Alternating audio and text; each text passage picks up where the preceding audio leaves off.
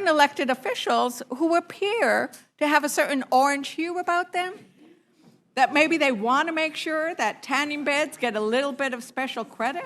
We know that Trump is partial to a good tan, and by good, I mean he looks like he was laying on the ground when they were painting those lines on the highway. But now they're taking it a step further by sneaking into Trump's bloated, ugly bill a little tax cut for tanning beds.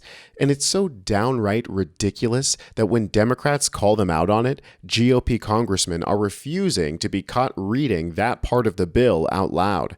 But real quick, if you enjoy this kind of coverage that MAGA hates to see, consider subscribing to Really American. We've got a great community building here that's resisting Trump every step of the way. Now, we all know that Trump is partial to brown skin on not-so-brown people. According to Omarosa, back during the first term, he had a tanning bed installed in the White House, which he used every single morning. Although now we know that he's actually painting that horrible bronzer on himself, and he buys it from some brand in Switzerland. Very fancy, I'm sure. And I think it's important to point out what we're losing to pay for these stupid tax cuts for dumb rich people hobbies like tanning, especially when there's a free alternative called going outside. Tonight, that literally just came out in the last few minutes as I've been sitting here, the nonpartisan Congressional Budget Office, the official authority on these figures, has now confirmed this bill, in addition to Medicaid cuts, in addition to Obamacare cuts, includes $500 billion worth of cuts to Medicare.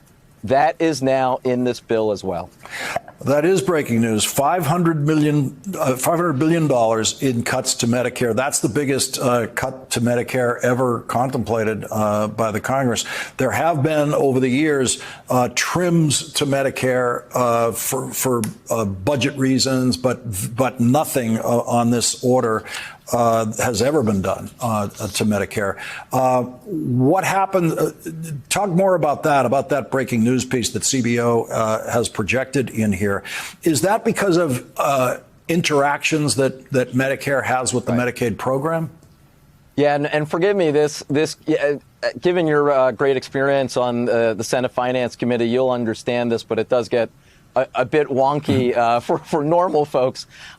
Basically, it is because of those interactions, and specifically because of a provision called PAYGO. Mm-hmm. That will force a certain amount of Medicare sequestration, again, to the tune, and these aren't my figures, these are the Congressional Budget Office official figures, $500 billion. So they take the biggest cuts to Medicaid in American history, they take massive cuts to Obamacare, and then add on top of that the impact of all of their policies mean a result of the biggest cuts to Medicare in American history on top of all of that. So now we've got cuts to Medicaid and Medicare. We've gutted our regulatory agencies with DOGE and our social welfare programs in order to extend Trump's terrible tax cuts from the Tax Cuts and Jobs Act, frivolous things like no tax on tips, which just passed the Senate 100-0, even though we should just get rid of tipping completely, and that's not nearly going to pay for these cuts.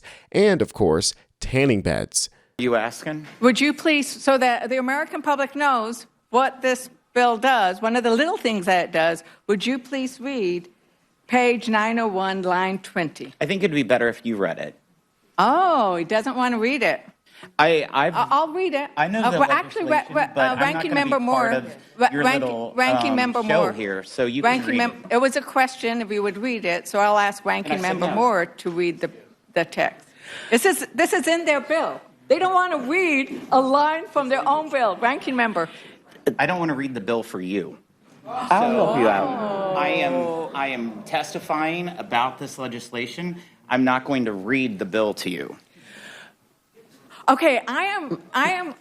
This is amazing. Ms. Lager-Fernandez, shall I pass this back or shall I read it for you? Why don't you just read it? I am a member of this committee.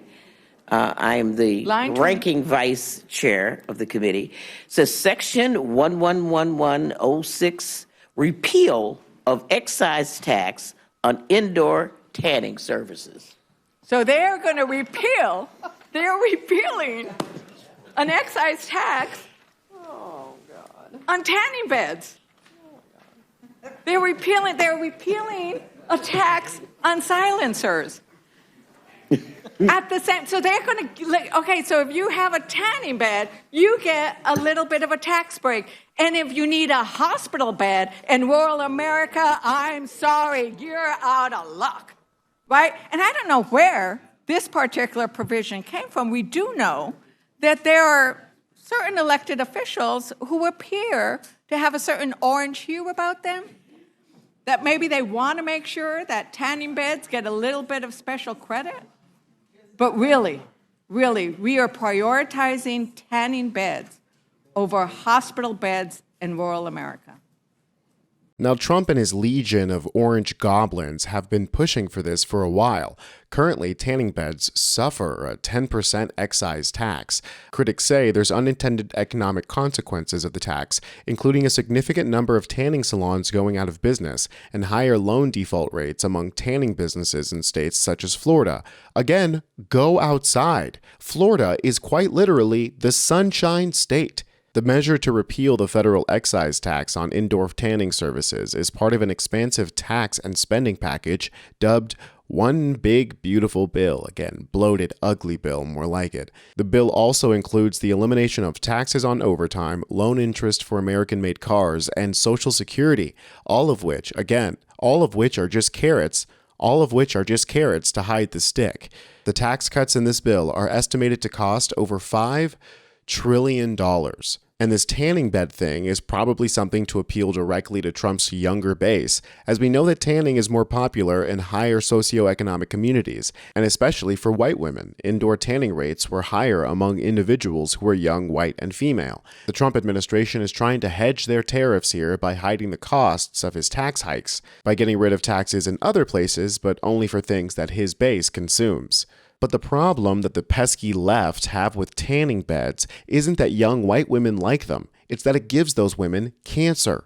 Many states were banning the use of tanning beds for people under the age of 16, and that was considered a major success story and explicitly tied to public health advocacy and the production and dissemination of research-based scientific information. This advocacy was an informal network of family members of young women who lost their lives to melanoma and were armed with information on the disproportionate toll of tanning bed-related melanoma in young women. Trump is literally trying to give his base cancer.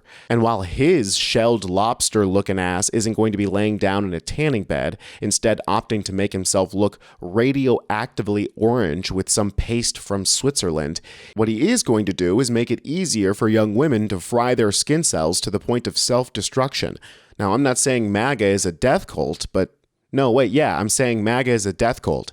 I'm Tony Hinderman with Really American, and I'll catch you next time. I don't want to read the bill for you. I'll help you out. I am